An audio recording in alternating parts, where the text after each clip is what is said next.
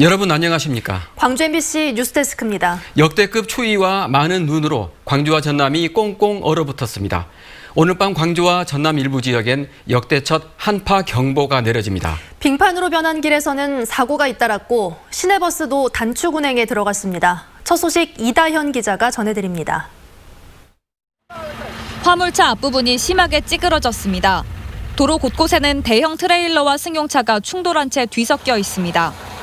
오늘 오전 11시 50분쯤 영암 강진간 고속도로에서 빙판에 미끄러진 대형 트레일러를 뒤따라오던 차량 5대가 잇따라 들이받았습니다. 트레일러 차량이 가다가 미끄러져가지고 이렇게 뒤에 그게 떨어져 버린 거예요. 그다음에 정체돼 있는 차들을 또 포토가. 어젯밤부터 10cm 가까운 눈이 쌓인 출근길도 만만치 않았습니다. 발이 푹푹 빠질 정도로 눈이 쌓였고 바닥 곳곳이 얼어붙어 차량들은 거북이 걸음을 했습니다.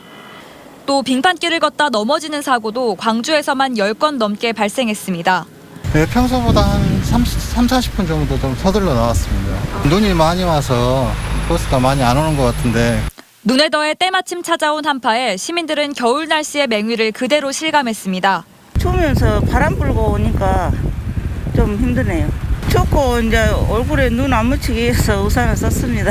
많은 눈과 함께 한파가 찾아오면서 도로 곳곳이 얼어붙어 광주 지역 22개 노선버스가 단축 운행되고 있습니다. 또 무등산장 도로와 지리산 성삼재 등 산간도로 4곳의 통행이 통제됐고 서남해를 오가는 여객선 운항도 전면 통제됐습니다. MBC 뉴스 이다현입니다. 이번 폭설과 한파는 주말에도 이어진다고 합니다. 기상센터 연결해서 자세히 알아보겠습니다.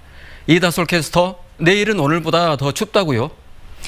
네, 그렇습니다. 추위 대비 단단히 하셔야겠습니다. 지금도 광주와 전남 곳곳에서 영하 10도 안팎의 기온을 보이면서 추운 날씨가 이어지고 있는데요. 내일은 오늘보다도 더 춥습니다. 현재 광주와 전남 모든 지역에 한파특보가 내려져 있는 상태인데요. 잠시 후 밤 9시를 기해서 광주와 전남 북부 지역에서는 한파경보가 발효되겠습니다. 급격하게 기온이 낮아지면서 막대한 피해가 예상돼서 경보가 내려진 건데요. 광주에서는 한파경보라는 개념이 생긴 이래로 최초로 경보가 내려지게 됐습니다. 당분간 추위가 지속되겠는데요. 특히 내일과 모레 추위가 심하겠습니다. 내일 광주의 아침 기온 영하 13도 안팎으로 오늘보다 5도가량 더 낮겠고요. 평년 기온을 10도 이상 밑돌겠습니다. 모레인 토요일도 아침 기온 13도 안팎으로 예상됩니다. 이후로는 기온이 점차 오르긴 하겠지만 여전히 평년 기온을 밑돌면서 추운 날씨는 지속되겠습니다.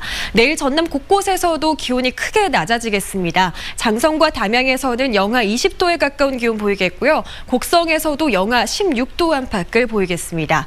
강추위 속에 눈도 많이 내렸습니다. 광주, 광산과 영광, 장성에서는 10cm가 넘는 눈이 내렸는데요. 눈의 무게로 인해 눈이 다져지거나 눈이 바람에 날리면서 실제 눈이 내린 양은 이 적설량보다 훨씬 많을 가능성이 높습니다. 특보 상황 보시면 한파 경보가 내려지는 밤 9시를 기해서 광주와 영광, 장성에서는 대설 경보가 함께 내려지겠고요. 서쪽 지역을 중심으로는 대설주의보가 발효 중인 상태입니다. 다음 주 월요일까지도 눈이 이어지겠는데요. 특히 모레까지 많은 눈이 집중되겠습니다. 광주와 전남 서부 지역에서는 최고 15cm, 서해안은 20cm 이상의 큰 눈이 내리겠고요. 전남 동부에서도 최고 8cm, 남해안에서는 1cm 안팎의 눈이 내릴 것으로 예상됩니다. 날씨 정보였습니다. 요양시설에서 코로나19에 감염된 고령 환자들의 상태가 심상치 않습니다. 지난 이틀 동안 2명이 숨졌고 증상이 심한 환자가 계속 늘고 있습니다. 중증 환자를 치료할 수 있는 병상은 3개밖에 남지 않았습니다. 우정훈 기자가 취재했습니다. 격리 치료를 받고 있던 80대 에버그린 요양원 입소자 1명이 숨졌습니다. 광주 코로나19 확진자 가운데 9번째 사망자고 지난 이틀 동안 에버그린 요양원 입소자 2명이 안타깝게 숨졌습니다. 에버그린 요양원과 효정 요양병원에 있던 입소자들의 집단 감염으로 중증 확진자도 늘고 있습니다. 격리 치료를 받고 있는 320여 명 가운데 중증 환자는 12명이며 이 중에는 상태가 위독한 환자도 있습니다. 기저질환이 있는 고령 환자들은 증상이 완화되다가도 산소 치료를 필요로 할 만큼 급격히 악화되는 등 변화를 쉽게 예측할 수 없는 상태입니다. 중증 환자 치료가 가능한 전남대병원과 조선대병원에선 3개의 병상이 남은 상황이어서 방역당국은 환자 상태를 살펴 병상을 교체하는 등 조치하고 있습니다. 이런 가운데 모두 95명의 확진자가 나온 효정요양병원에선 환자 8명이 추가로 확진 판정을 받아 우려를 키우고 있습니다. 추가 확진 8명에 대해서는 오늘부터 지금 후송할 준비를 하고 있는데요. 헤아림 병원으로, 요양병원으로 후송할 예정입니다. 경북 상주 BTJ 열방센터를 다녀왔지만 동선을 숨겼던 확진자의 방문 사실이 뒤늦게 확인됐습니다. 가족 지인 15명을 감염시켰지만 감염 경로를 알 수 없었던 광주 1113번째 확진자는 역학조사 결과 열방센터를 다녀온 것으로 드러났습니다. 또 이 확진자의 가족 2명도 열방센터를 방문한 사실이 확인됐습니다. 경북 상주 BTJ 열방센터 관련 광주 확진자는 64명으로 늘었습니다. 정부로부터 열방센터 광주 방문자 29명의 명단을 넘겨받은 광주시는 이 가운데 연락이 두절된 3명에게 자진 검사를 받으라고 요구했습니다. MBC 뉴스 우종훈입니다.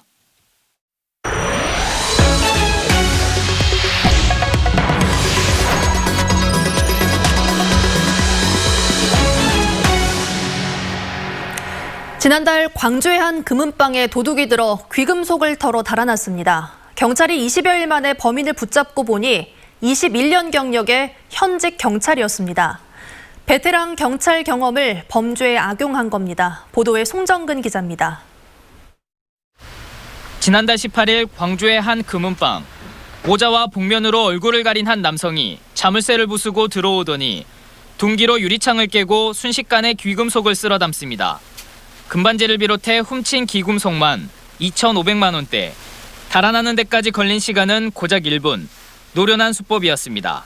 경찰에서는 따로 이렇게 해주신 이야기가 있으세요? 뭐 용의자가 누구인 것 같다. 모르겠는데 와서 조사해놨으니까 결론이 나오겠죠. 광역 수사대까지 나서 수사한 끝에 20여일 만에 붙잡은 범인은 뜻밖에도 47살의 현직 경찰관 임모경이었습니다. 광주 서부경찰서의 한 파출소에서 근무하는 21년 경력의 베테랑이었던 만큼 수법은 치밀했습니다. 임경희는 자신의 관할 지역이 아닌 곳에서 범행 대상을 지목했습니다. 또 범행 당일엔 미리 휴가를 내고 대담하게 자신의 차량을 이용했습니다. 또 경찰 수사망을 피하기 위해 차량 번호판을 가리고 CCTV 감시망이 느슨한 곳을 골라 도주하는 치밀함을 보였습니다. 임경희는 과거 CCTV 관제센터에서 근무했던 경력도 있는데 이때 익힌 경험을 악용한 셈입니다. 이동거리가 멀고 복잡할수록 추적이 어렵다는 걸 알고 일부러 인근 장성과 영암 등지로 우회했습니다. 범행 다음 날 임경희는 근무하던 파출소에 태연히 출근했습니다. 그때는 휴가였더라고요. 그 시간 날은. 그 도둑질을 절도한 날은 휴가였고. 그 뒤로 이제 보니까 거기는 일근이 아니잖아요. 파출소니까. 그건 한 것 같긴 해요. 하지만 민가의 CCTV까지 일일이 뒤진 동료들의 수사망을 벗어나진 못했습니다. 경찰은 지병을 이유로 병가를 내고 대학병원에 입원 중이던 임경희를 붙잡았고 특수절도 혐의를 적용해 구속영장을 신청하기로 했습니다. 임경희는 수억 원대의 빚에 시달린 끝에 단독으로 범행을 저지른 것으로 알려졌습니다. MBC 뉴스 송정근입니다. 한 LH 임대아파트 관리업체가 관리비를 부풀려 받아오다 덜미를 잡혔습니다. 경비원의 국민연금 보험료 명목으로 수천만 원을 더 챙겼는데요. 정작 이 아파트 경비원들은 모두 60살이 넘어 보험료를 낼 필요가 없었습니다. 어떻게 된 일인지 천호성 기자가 보도합니다. 무안읍의 한 국민임대 아파트. 입주민들은 얼마 전 관리비 내역을 들여다보다 깜짝 놀랐습니다. 2014년부터 지난해까지 관리사무소 직원들의 국민연금 보험료 등의 명목으로 2,100여만 원이 과다 청구됐던 겁니다. 국민연금 보험료는 만 60살까지만 내면 되는데 이 단지 경비원 중에는 대상자가 한 명도 없었습니다. 법에서 가입할 수 있는 연령이 명확히 규정하고 있기 때문에 이런 부분까지 이렇게 장난을 치고 있을 거라고는 전혀. 주민들은 위탁관리업체 A사와 경비용역업체 B사가 결탁해 조직적으로 관리비를 빼돌려왔다고 주장합니다. 관리업체가 용역업체에 관리사무소 운영을 맡기고 업무 실태까지 감독해야 하지만 A사와 B사는 대표끼리 부부관계인 사실상의 가족회사였기 때문입니다. 다른 지금 LH하고 하는 그 전남이나 강주 업체들은 이런 형태로 거의 하고 있었습니다. 최근 강원도 정선의 공공임대 단지에서도 이런 사례가 적발되는 등 횡령이 관행처럼 계속되고 있는데 법령은 허점투성입니다. 임대단지 임차인 대표회의의 경우 집주인들로 구성된 입주자 대표회의와 달리 관리업체를 직접 선정하거나 감시할 권한이 없어 관리비를 깜깜이로 내기가 쉽습니다. 책임관계도 명확치 않아 집주인격인 LH는 모든 법적 책임이 위탁업체에 있다며 뒷짐만 지고 있습니다. 관리공단이 관리회사에 위탁계약을 맡겼을 경우에 주인이 없는 상태에서 일종의 무주공산인 상태에서 최근 경찰이 사건 관계자들을 소환하는 등 수사에 나섰지만 임차인 자치기구의 권한을 보강하는 근본 처방 없이는 불법 관행을 뿌리 뽑기가 어려워 보입니다. MBC 뉴스 천호성입니다. 영암군 덕진면의 유경오리 사육 농장에서 H5형 조류인플루엔자 항원이 검출됐습니다. 방역당국은 이 농장의 유경오리 2만 7천 마리를 살처분하고 채취한 시료를 농림축산검역본부에 보내 고병원성 여부를 정밀 검사하고 있습니다. 항원이 검출된 농장 3km 이내에는 농가 2곳에서 닭 22만여 마리를 사육하고 있어 방역당국은 고병원성 확진 판정이 나올 경우 예방적 살처분할 예정입니다. 전남에서는 지금까지 유경오리 농장과 도축장 등 10곳에서 고병원성 AI가 발생해 오리와 닭 199만 6천여 마리가 살처분됐습니다. 한국의 차 문화를 부흥시킨 초이선사 관련 유물이 국립광주박물관에 기증됐습니다. 박동춘 동아시아 차문화연구소장이 기증한 유물은 초이선사가 직접 손으로 쓴 저술과 당대의 지식인들이 초이선사에게 보낸 편지 등 360여 점으로 우리나라 차문화의 연원과 조선 후기 지식인 사회를 연구하는 데 유용할 것으로 보입니다. 광주박물관은 기증받은 유물을 체계적으로 조사해 동아시아 차문화 연구 사업에 토대를 마련하겠다고 말했습니다.